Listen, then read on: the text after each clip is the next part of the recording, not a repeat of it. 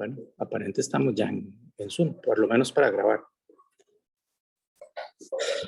Bueno, entonces, como les estaba diciendo un poquitito, pues ese fue el motivo del retraso. En principio vamos a tratar de que la clase sí pueda grabarse, pueda por lo menos ponerse lo que vamos a mencionar acá. Obviamente las dinámicas de clase van a ser un poquito difíciles, por híbridos va a ser complicado, va a ser complejo, pero vamos a tratar de ver cómo lo resolvemos. Quería preguntarles y proponerles a ver si podíamos hacer lo que son las exposiciones del avance parcial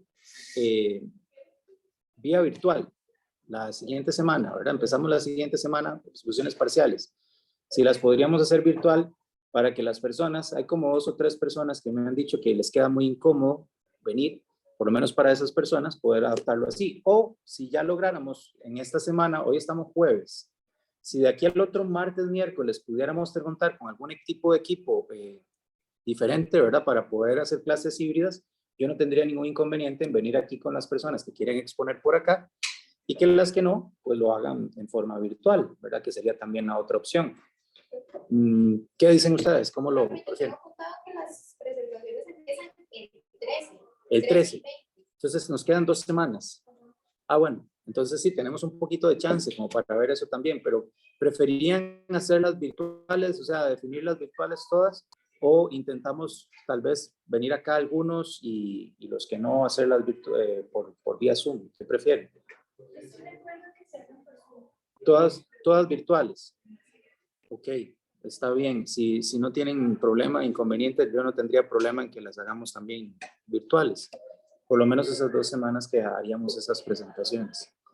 Pero es que, digamos, a mi parecer el problema sería más que todo el audio. No tanto el video porque la cámara graba, pero el audio es lo más difícil en un equipo.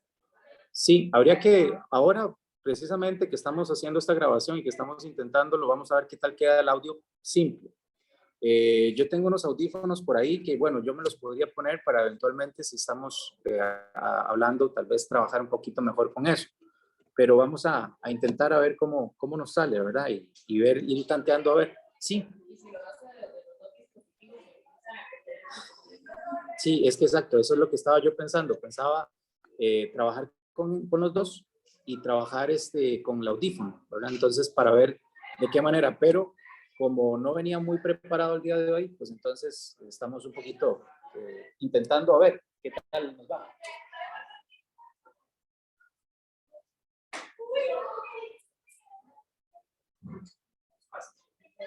Sí, vamos a intentar a ver cómo nos va y a ver qué tal está el audio en la grabación, ¿verdad? Que es lo que nos veremos todos una vez que estemos todos acá, ¿verdad? En la grabación como tal.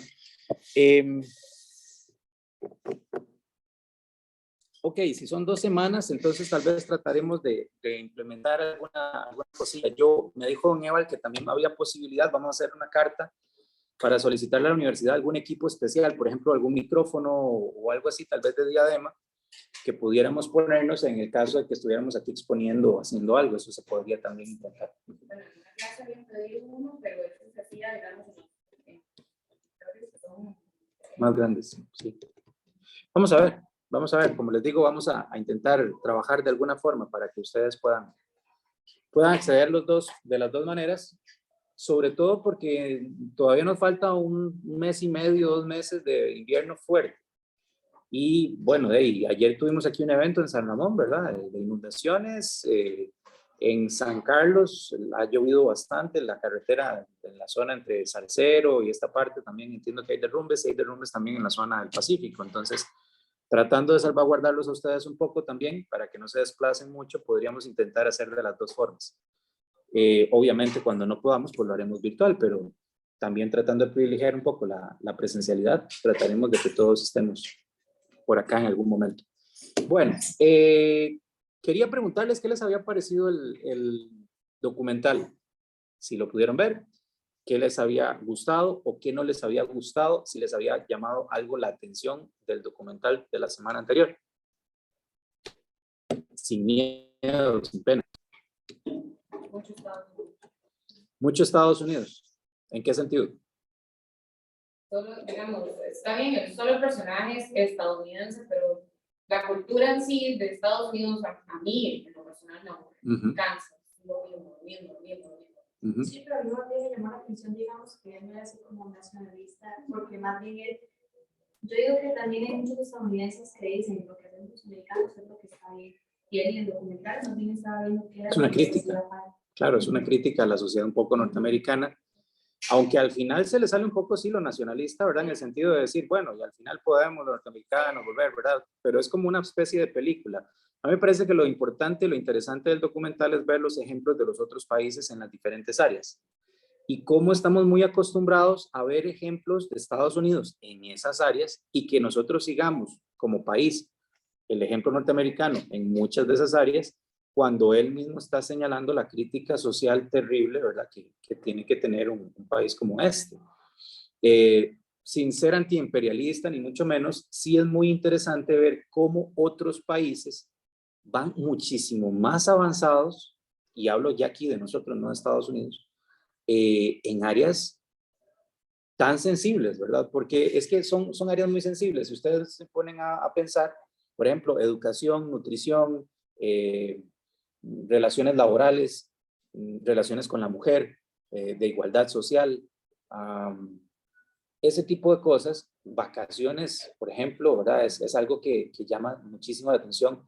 Salud comunitaria, ¿verdad? Conciencia histórica, son cosas que en este país están olvidadas en la agenda política y en la agenda de importancia quizás en muchos de los aspectos y nos centramos en cosas, me parece a mí, nos centramos en cosas muy superficiales que en el fondo tienen que ver precisamente con eso que vimos en el documental.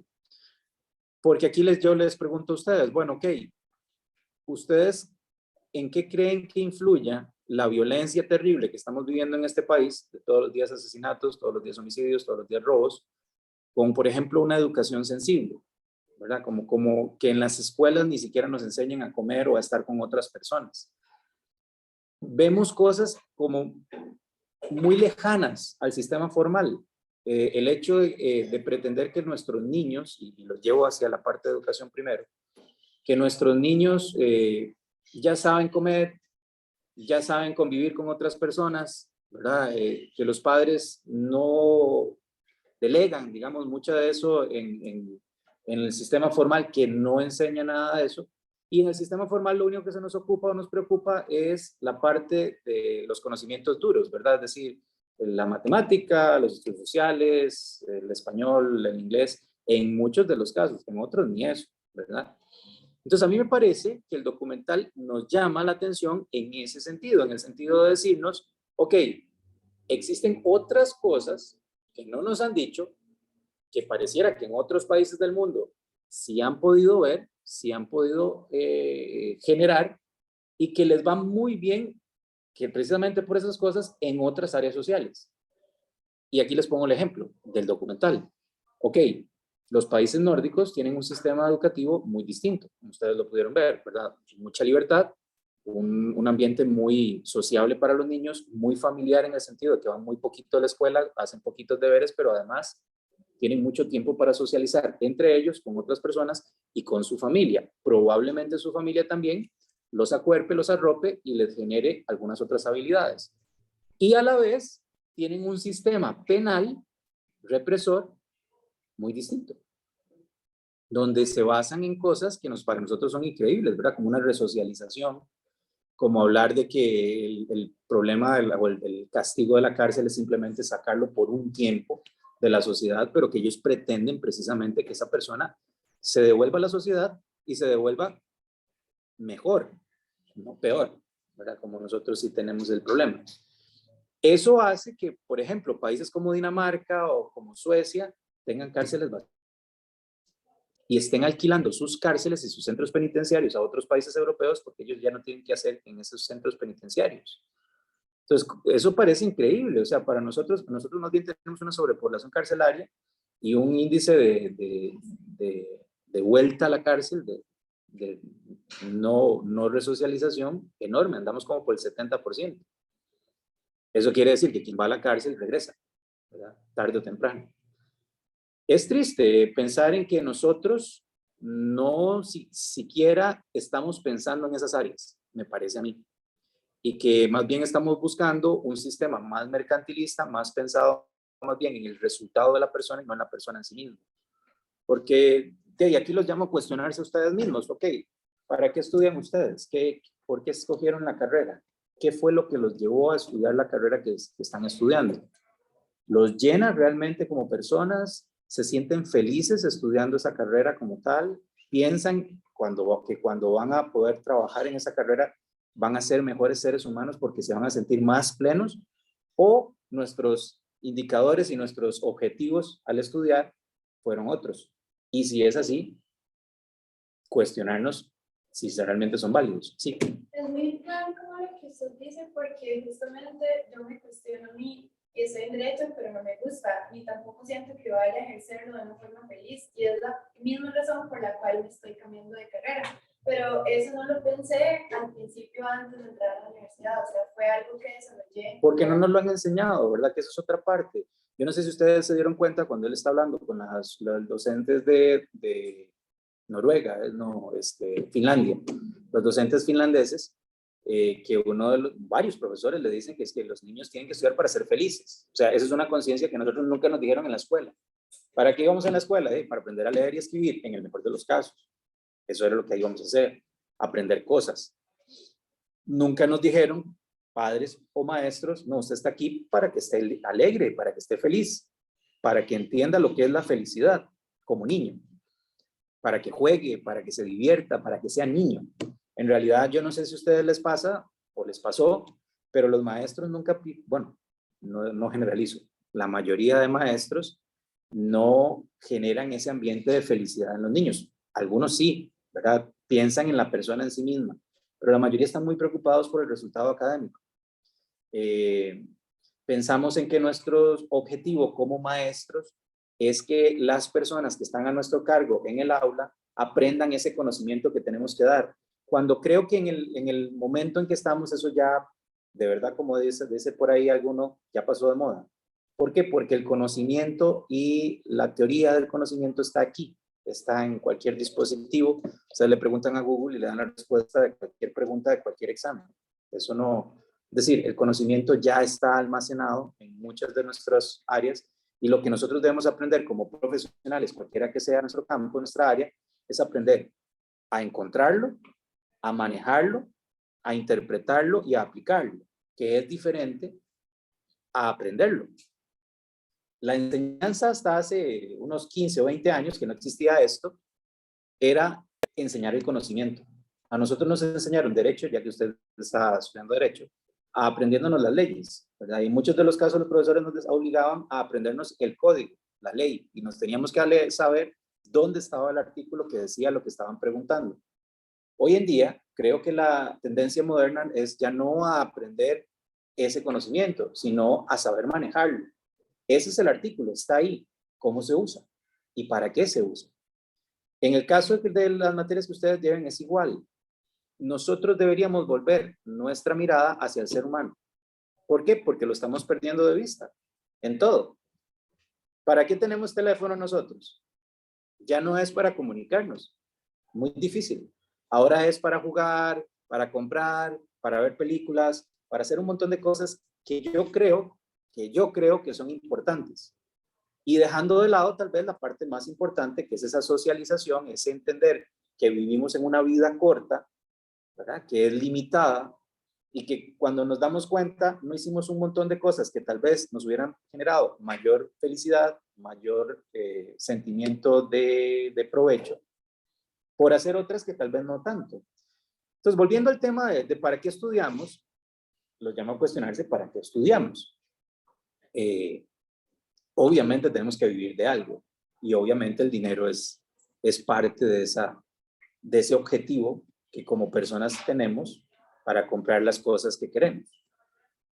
Pero tenemos que tener la perspectiva clara de que estas cosas no nos traen felicidad, ¿verdad? Y que en muchos de los casos más bien nos traen tragedias y tristeza. Yo voy caminando por la calle y me roban, me asaltan, lo que me va a generar es tristeza, porque estoy muy apegado a las cosas, ¿verdad? Entonces, ¿qué es lo malo? Que nos asalten. Sí, claro, pero también el apego que yo tenga a las cosas. Y eso sé que hay que explorarlo, hay que entenderlo.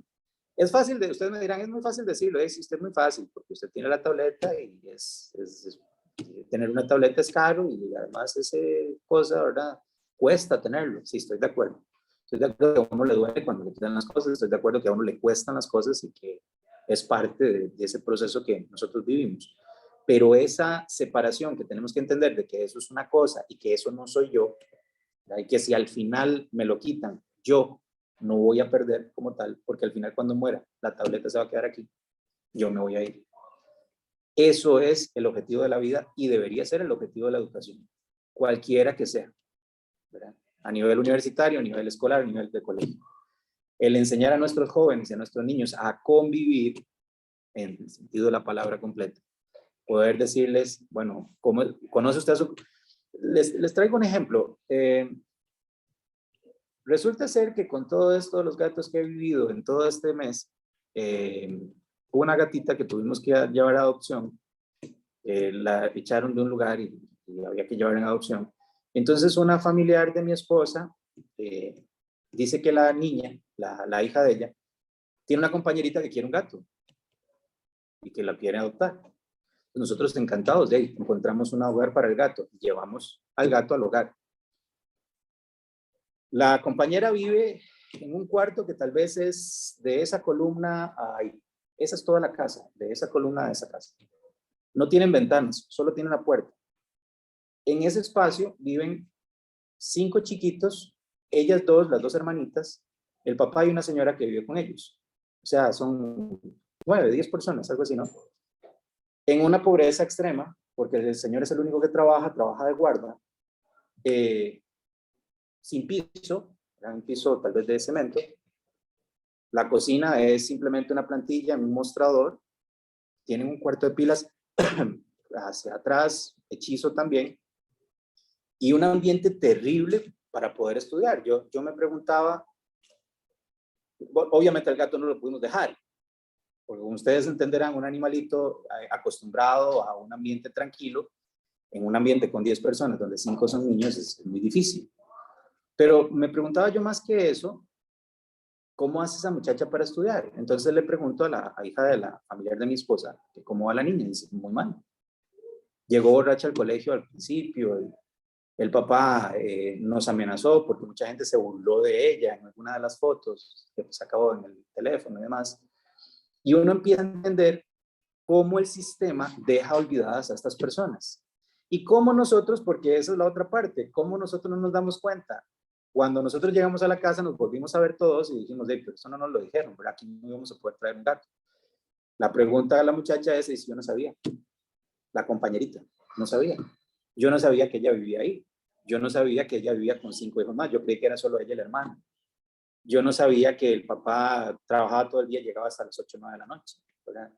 Son cosas que uno se empieza a preguntar y uno dice, pero ¿cómo es posible que el sistema no entienda ni aprenda de esas cosas? ¿Cómo es posible que el ser humano valga tan poco, ¿verdad? Para el sistema mismo. Y nosotros nos preciamos de tener una buena educación y una educación humanista. Pero en realidad, ¿sabemos en realidad cómo vive el compañero, la compañera? ¿Por qué será que el compañero o la compañera falta tanto? ¿Por qué será que esa persona va tan mal en esa materia, no estudia porque realmente no quiere o porque tiene una serie de problemas? Y algo mejor, ¿y qué vamos a hacer para solucionarlo? ¿Cómo podemos hacer para ayudarlo? Entonces, viendo todas estas cosas, nos ponemos a plantear y a pensar y a cuestionarnos, ¿para qué estudiamos? ¿Cuál va a ser nuestro futuro en la carrera? ¿Verdad? ¿Cuál es nuestro objetivo realmente con ello? Eso, junto con algunas otras áreas que vemos que dejamos olvidadas y que son importantísimas, la educación alimentaria, por ejemplo, ahí vimos en el documental que a los niños en Francia los enseñan a comer. Y nosotros, si el comedor tenía comida es mejor, ¿verdad? Porque así como enseñarnos, no sé si nos hayan enseñado. Las vacaciones de los trabajadores aquí se ven como un gasto. En Alemania se ven como una inversión. Y en lugar de mandarlos al hospital o incapacitarlos, los mandan a un spa cada año, 10, 15 días, porque saben que eso les va a dar un resultado que el resto del año van a estar bien y van a producir más. Tienen jornadas reducidas. Resulta ser que ya no trabajan 8 horas, sino que trabajan 5, 6 y dan el mejor resultado, ¿verdad? Entonces son cosas que uno dice, pero ¿en qué planeta vivimos nosotros? ¿Y por qué nosotros seguimos la otra tendencia, la tendencia que él compara en Estados Unidos y que no funciona, ¿verdad? O que funciona, pero funciona mal para el individuo, para la persona. Les hago la reflexión por dos cosas. Primero, porque espero que hayan visto el documental y que lo vean. Si no lo han visto, pues tener el interés por hacerlo. Y la segunda, para que se lleven esa espinita, que se lleven esa idea de que hay cosas que pueden cambiar y ser diferentes. Que uno no se debería meter en esa caja donde lo mete el sistema, donde los metemos nosotros a ustedes a pensar como el resto de la gente piensa, ¿verdad? Y eso es algo que sí tenemos que tener en cuenta. Los invito a pensar diferente, los invito a cuestionarse y a poder tratar de dar soluciones distintas a lo que hemos tenido, porque lo que hemos tenido no está funcionando.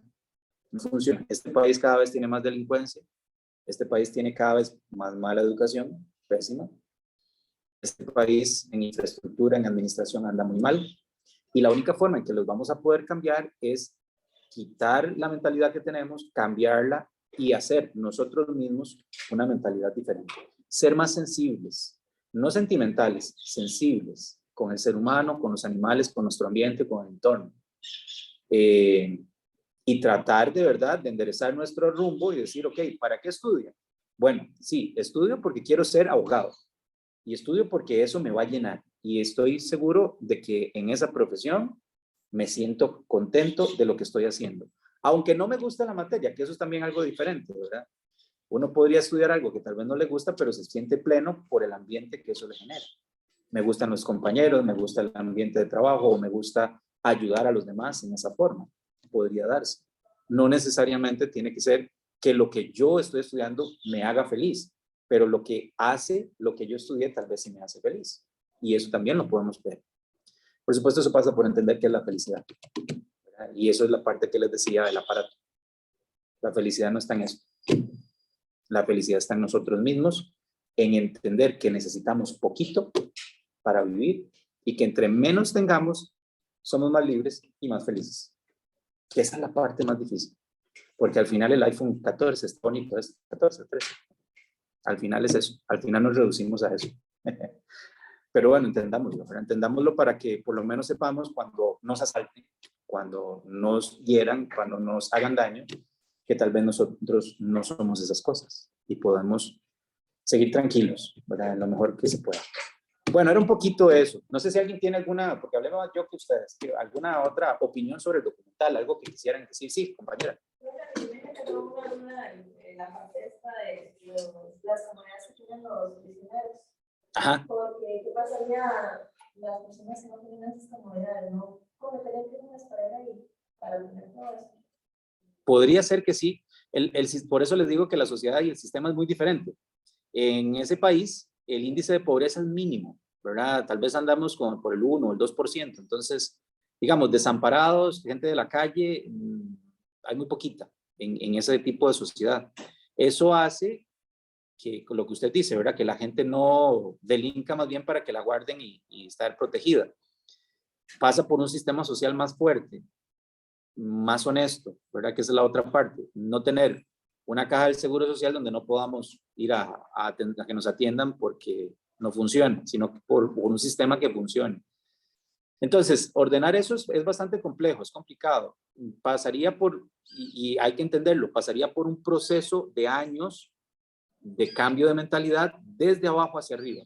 Porque para poder tener ese sistema penitenciario que ahí nos muestran, tenemos que tener una sociedad donde las personas carentes de recursos sean arropadas por el resto de la sociedad, por el Estado mismo, para ayudarle a que, por ejemplo, los hijos de esas personas no sean igual delincuentes, sino que vayan a estudiar, tengan oportunidades, tengan trabajo, y que el Estado realmente sea un promotor de igualdad en ese sentido. Por supuesto, eso pasa por lo que vimos anteriormente, que es que la educación privada no exista. ¿Por qué? Porque si tenemos una educación mejor que otra, ya vamos a tener un problema. La educación debería ser equitativa para todos. Y si es mala, que sea mala para todos, para que todos la resolvamos, como decía ahí. Pero tendríamos que pasar también por el hecho de entender de que eso no es comunismo, de que eso es un sistema social equitativo, llámelo como quiera, pero que debería ser así, ¿verdad? Ah, que el socialismo no funciona, estoy de acuerdo, no funciona en muchas de las áreas, pero en algunas puntuales es un gran invento, al igual que como el capitalismo es un muy gran invento en otras áreas. Creo que las ideologías se nos están quedando cortas, ¿verdad? Y el casarse con una tampoco es correcto, porque puede ser que este país no funcione como la Unión Soviética o como Cuba. No somos así, no podemos ser así. Tampoco podemos ser Estados Unidos, ni podemos ser Australia, por ejemplo. Tenemos que ser Costa Rica. ¿Cómo? Con nuestra propia idiosincrasia y tratando de llevar a nuestra gente a sus valores. En el caso del sistema penitenciario que usted menciona, una de las claves es el hecho de entender que lo que hay que hacer es evitar que la persona entre al sistema, ¿verdad? Entonces usted haga lo posible porque la menor cantidad de gente entre al sistema penitenciario o el sistema penal, para que los que entren se dañen lo menos posible. Y eso es muy difícil. Eso pasa por una policía bien educada, pasa por unos maestros que eduquen bien, pasa por unos padres que sepan dónde están sus hijos, cómo funcionan, que confíen en ellos, que le den confianza, etcétera. Una serie de cosas. Pero sí, es posible que si usted se trae, como decía alguien por ahí, ese invento, lo pone aquí y lo instala en Costa Rica, no funciona. Aquí tenemos algunos principios de eso. Yo no sé si ustedes se han dado cuenta, pero ahí en la cárcel de la Reforma hay una sección pequeñita que acaban de ser nueva, hizo el gobierno anterior, donde lo que se buscaba y se busca es que el módulo sea abierto y que las personas que estén ahí puedan salir a trabajar todo el día allí mismo, ¿verdad? En agricultura, en manualidades, etcétera, y que eso le cuente para una resocialización de una pena menor. El problema es que no nos podríamos quedar ahí, sino que deberíamos buscar que esas personas que salgan, darle un seguimiento para que la persona que salga pueda resocializarse, pueda conseguir un trabajo, pueda tener una casa, pueda vivir decentemente, ¿verdad? Y no vuelva otra vez a delinquir porque una vez que sale no tiene ya más oportunidades. Eso es lo que está pasando aquí. Sí. Acá también entra como en juego la percepción de los convictos en la sociedad. Las personas dicen, o sea, ellos nos vienen delinquir para ir a que los mantengan o más. Incluso una vez iba caminando por San José y había dos señores como ya en las partes más bajas de San José, por así decirlo, que expresaban: ¿usted cree que es vida tener que matar a alguien por un celular? ¿Usted piensa que eso es vivir? Ya estoy harto de esto. Y, o sea, yo entendí como que eran exconvictos quizás, como que habían tenido que matar a las personas por un celular.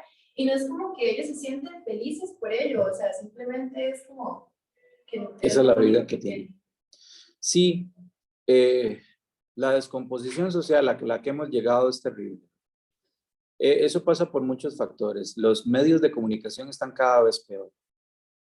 Ver televisión, ver internet mismo, redes sociales, son violentas, casi todas, ¿verdad? Ya no hay, a mí me hizo gracia, el otro día estaba viendo una de esas películas que pasan en cualquier parte de las televisoras, donde hay una escena donde tiran a un tipo desde el 8º piso y la ponen la escena hasta donde cae en el suelo y explota el tipo, ¿verdad? Ahí en el suelo.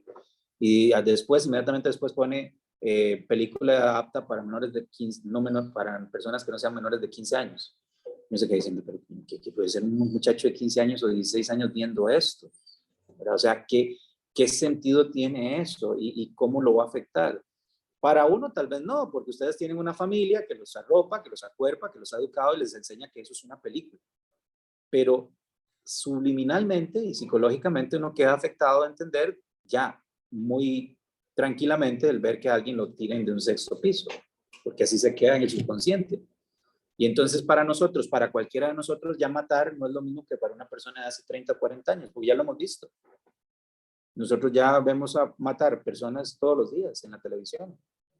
Incluso en los juegos matamos todos los días, ¿verdad? Entonces, ¿cómo colabora eso a una sociedad más violenta? ¿Y qué estamos haciendo para cuestionarlo nosotros? Y para que nosotros entendamos que eso no nos lleva a un buen resultado, porque es así, no nos lo lleva. Estamos claros en que el juego, en que la televisión son medios y por sí mismos no van a hacer que una persona sea un delincuente o sea una persona muy violenta, pero sí lo va a acostumbrar a eso, ¿verdad? Yo mismo me he acostumbrado a ver violencia. Y a veces uno se sienta en la televisión y dice, pucha, qué película más aburrida, no ha matado a nadie, ¿verdad? Entonces debería también uno cuestionarse y decir, bueno, ¿y qué le trae eso a mi vida? ¿Verdad? ¿Cómo me llena eso? ¿Cómo me cambia eso? Y sobre todo a los menores, a los niños. ¿Cómo va a funcionar eso en los niños? Estamos muy asustados por la ola de violencia que tienen nuestras escuelas y colegios, ¿verdad? Hace poco tenemos una charla sobre eso. Pero ¿qué estamos haciendo para cambiarlo? ¿Y qué política ya ahora sí, de verdad, educativa, estructurada, de la universidad misma hay para que nosotros seamos cada vez menos violentos y que nos enseñen qué es la violencia, cómo se genera y cómo podemos controlarla, cómo funciona en nuestro cerebro? Muy poquito, muy poquito. Entonces, qué difícil, ¿verdad? Sí, claro. Estamos claros de que el mundo no va a cambiar, ¿verdad? Es muy difícil. Al final, por ejemplo, hablar de ecología misma o del planeta mismo es muy triste porque sabemos que el mundo no va a cambiar porque nosotros lo hagamos. Pero nuestro mundo sí cambia, ¿verdad? El nuestro. Lo que les decía, bueno, me asaltaron, bueno, ay, qué caray, ni modo, ¿verdad? Volveré a trabajar para volver a tratar de adquirir lo que yo tenía, si puedo. Y si no puedo, no me muero, ¿ok? Soy yo mismo, ¿verdad? Me dejaron vivo. Por algo tendrá que pasar este asunto. ¿Qué puedo aprender yo de esto? Es muy poquito, concuerdo con usted. Nos deprimiríamos si viéramos el resultado general, global. Pero veámoslo entonces desde nuestra perspectiva. ¿Qué puedo hacer yo en mi familia? ¿Qué puedo hacer yo en mi entorno? ¿Qué puedo hacer yo por mí mismo?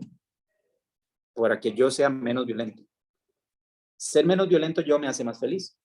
¿Por qué? Porque ya no necesito defenderme. Ya no necesito agredir a nadie. No tengo ese ánimo. Si aprendo a comer, soy menos violento. Si aprendo a comer, soy más tranquilo. Si aprendo a comer, le puedo enseñar a mis hijos y a mis familiares cómo comer, o por lo menos mostrarles algo distinto. Es lo que hablaban de las cárceles, digamos, que decían que las personas ahí son menos violentas porque no tienen la necesidad de defenderse. Acá en la gente también, mucha de la violencia que se genera es porque hay mucha más violencia. Claro, es así. Es que lo vemos porque es natural, ¿verdad? Es un entorno natural. Porque aquí es tan terrible el asunto de las drogas, de porque todo el mundo quiere la droga y no se permite venderla. En el fondo es así, es muy triste, pero es así. El problema de la drogadicción es una cosa, el problema de la venta de las drogas es otra. Aquí el negocio de la venta de las drogas es enorme, enorme. Y entre más trabas le pongamos a ese negocio con tan pocas armas, ahí sí, lo que ustedes dicen de cómo va a detener usted aquí a los maleantes de expendedores de drogas. No se puede, no tenemos medios, el Estado no tiene capacidad para controlar que no se venda droga. Entonces, ¿qué sería mejor? De regúlela. Que la compren aquellas personas que la necesitan y que la compren de forma normal, ¿verdad? Eso ya acabaría con más de la mitad de la violencia de las drogas. Es triste que lleguemos a eso, porque en el fondo creo que todos estamos de acuerdo que las drogas dañan la salud, pero hay un montón de drogas, como decía también el documental, hay un montón de drogas que son válidas. ¿Y qué hace que una droga lo sea y otra no? La política. Nada más. El alcohol en 1920 era prohibido. Hoy no. ¿Qué cambió en el alcohol? Nada. Absolutamente nada. Compramos en la farmacia drogas reguladas, siempre. De hecho, son las que más están causando estragos en Estados Unidos hoy en día. A Walmart, Walgreens y la otra farmacia famosa de los Estados Unidos los acaban de condenar por millones de dólares porque les vendían libremente drogas a menores de edad en ciertas zonas de Estados Unidos. Entonces, lo que yo digo es que tendríamos que tener o tenemos que tener una mente más abierta para pensar fuera de la caja. Pensemos fuera de la caja porque en la caja no está funcionando. Hay algo que nos lleva a que tengamos una sociedad más violenta y cada vez más descompuesta, ¿verdad? Yo añoro mis años de juventud en la universidad, en el colegio, en la escuela, no tanto porque yo estaba más joven, sino porque eran tiempos más tranquilos, ¿verdad? No teníamos eso. Entonces, ¿cómo nos comunicábamos con nuestros amigos? Salíamos a jugar con ellos, o salíamos a hablar con ellos, y salíamos a verlos, y estábamos juntos. Hoy en día me hace una gracia enorme que tengo una sobrina que tiene un novio, tiene como 14 o 13 años, y le digo, ¿cuándo viste a tu novio? Oh, fue como en julio, junio. Y entonces, nos comunicamos por teléfono, por WhatsApp. Y dice, bueno, pucha, ¿cómo harán? Porque es una relación que yo no entiendo, pero ahora es así. ¿Verdad? Que esté mal, yo no sé si está mal. Lo que sí les puedo decir es que la interacción es muy distinta por mensaje a una interacción personal. Y lo vemos en las redes. Yo me insulto con cualquiera en las redes. Si lo tengo al frente, tal vez no. ¿Por qué? Porque es distinto. Ya vemos a la persona, sabemos cómo es, podemos entender tal vez sus dificultades. Tal vez no, pero tal vez sí. ¿Verdad? Y es muy posible que la entendamos más. Complicado, ¿verdad? Pero hay que llevárnoslo como tarea de aquí en adelante. Tratar de vernos nosotros mismos, de cuestionarnos, de ser una persona que se cuestione a sí mismo para poder mejorar. Cualquiera que sea nuestra ideología y nuestra forma de pensar. No los llamo a que el resultado sea el que yo les digo. Los llamo a que se cuestionen para que analicen el resultado que ustedes quieren. ¿Verdad? Que cuando ya estén viejitos y viejitas, puedan decir, sí, lo que estudié me gustó. ¿Verdad? O lo que al final hice después de estudiar me gustó. Es parte de mi vida y me siento completo haciéndolo. ¿Verdad? Es parte de eso. Bueno, era un poquito de eso, analizar un poquito el documental en esa forma, tenerlo. Y quisiera, para cerrar hoy, hacer una dinámica con ustedes grupal. Quisiera que intentáramos hacer una entrevista. Vamos a tratar de hacer una entrevista. En realidad son dos entrevistas. Una entrevista a un grupo de trabajo comunal, el que ustedes escojan, el de sus comunidades, el que ustedes quieran, un trabajo, algún grupo de trabajo comunal, una asociación de desarrollo, una asociación de ayuda a mujeres, una asociación de, no sé, lo que ustedes quieran, que sea comunal, que sea representativo, y una entrevista a algún dueño, gerente, personal de una empresa privada. Yo les voy a decir más o menos para qué quiero las entrevistas, pero lo primero que vamos a hacer es entender qué es una entrevista. Para ello, entonces, vamos a hacer los grupos con quien ustedes quieran trabajar. Aquí no vamos a tener preferencias. Si quieren trabajar con las personas que tienen haciendo el trabajo de investigación, lo pueden hacer. Si quieren hacerlo con otras personas, lo pueden hacer también. Para entender qué es una entrevista y qué sirve la entrevista. Para ello, entonces, reúnanse en el grupo y busquen en internet, sus teléfonos, en la computadora, qué es una entrevista, qué tipos de entrevista hay y qué se necesita para hacer una entrevista, ¿ok? Y hablamos después del objetivo, entonces, ahora sí, de la entrevista que queremos. Acción. Hagamos grupos.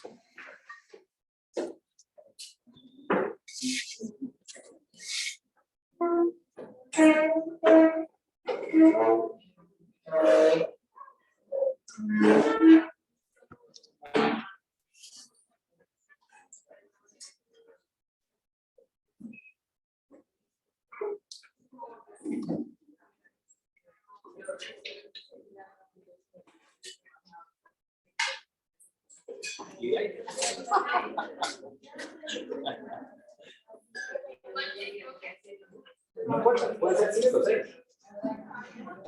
2, 4, 5, y ustedes, adelante, ustedes, todos ustedes. Ok, ¿qué vas a hacer? ¿Qué es una entrevista? ¿Qué tipo de entrevista existe? ¿Y qué se requiere para hacer esta entrevista? Para ver si podemos encontrar una.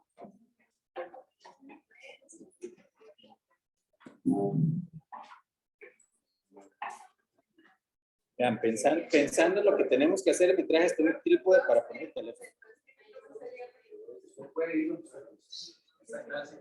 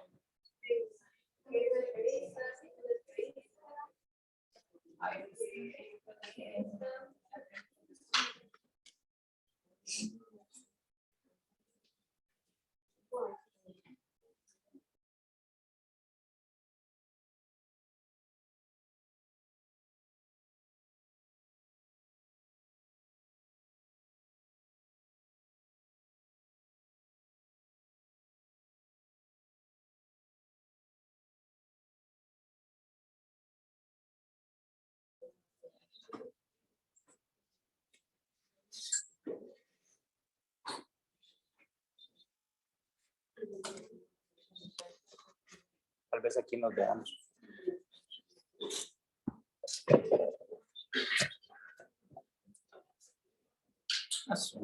Ok. Entonces, muchachos, los que no estaban por acá, ¿qué vamos a hacer con la entrevista? Bueno, una vez que sepamos qué tipo de entrevista vamos a hacer, cuál es la que vamos a escoger, cuál es el que vamos a analizar, si es estructurada, si es desestructurada, si es abierta, si es cerrada, la que ustedes quieran escoger. Vamos a analizar qué requerimientos necesitamos para hacer una entrevista del tipo que les estoy pidiendo.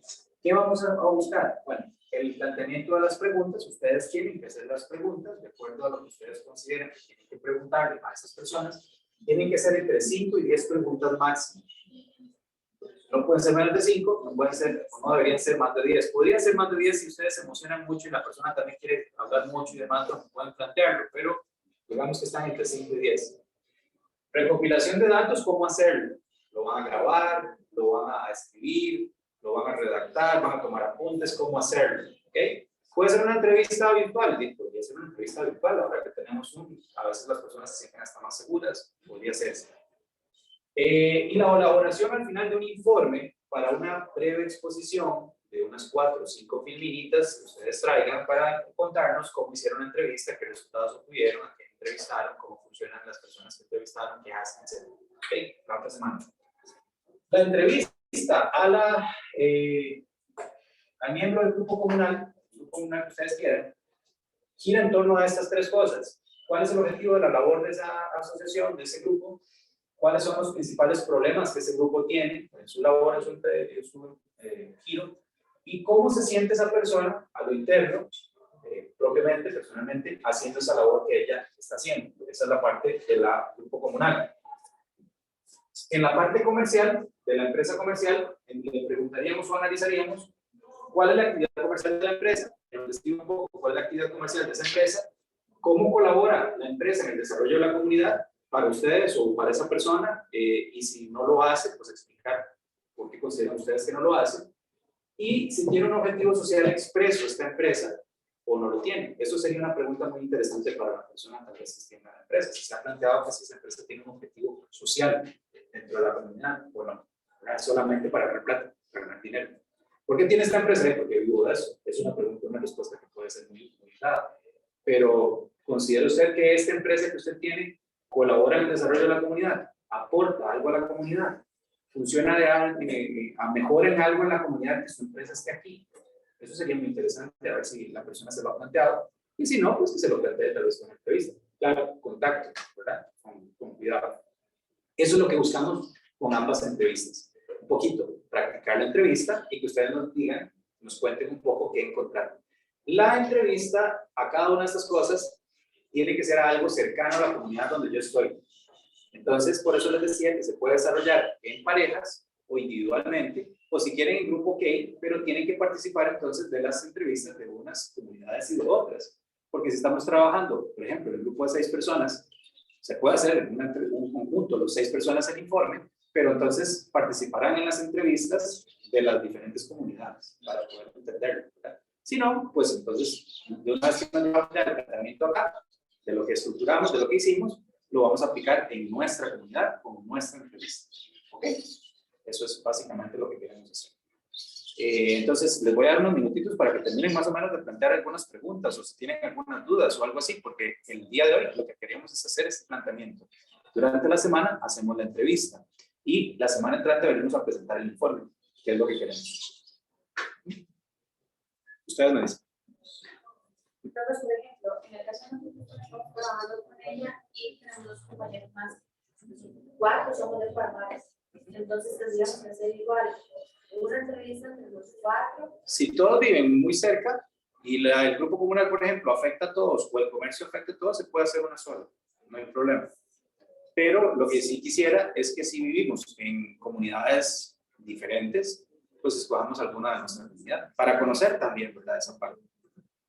Pero si estamos cerca, puede ser, ¿verdad? El barrio de San Ramón, dice alguien por ahí. Entonces, todos vivimos en el barrio de San Ramón. Ahora, lo más cerca posible. Al final es bonito conocer un poquitito también sobre lo que piensan las personas. A veces no nos lo hemos planteado nunca y las personas a veces lo agradecen.